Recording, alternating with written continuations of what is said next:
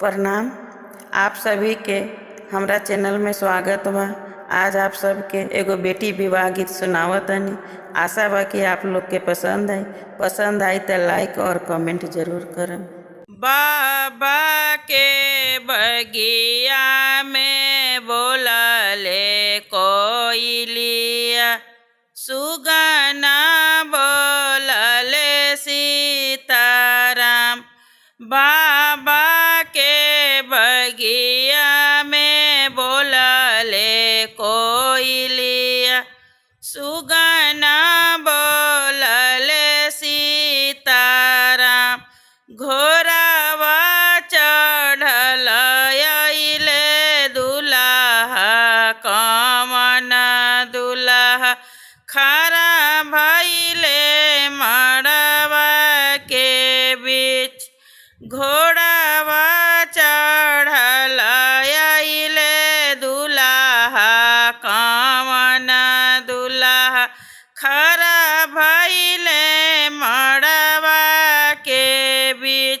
कलशा के ओते ओते सासु विनती करे, सुनु बाबू अरज हमार।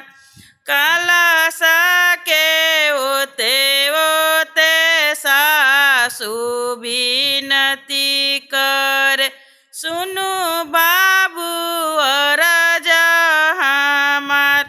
हमारा ही बेटी के जतन से ही रखब, बेटी हउए प्राण के आधार।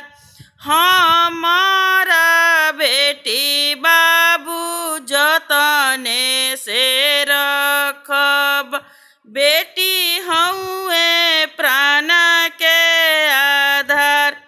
धीरे से बोलले दुल्हा, कमन दुल्हा सुनु सासु अरज हमार।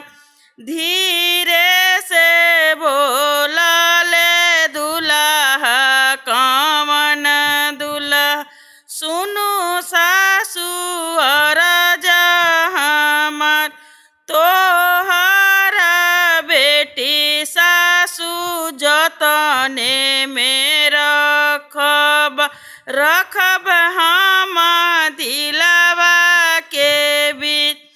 तोहरा बेटी सासु जतन से रखब हम दिलवा के बीच। बाबा के बगिया में बोलले कोइलिया, सुगवा बोलले सीताराम। सुगवा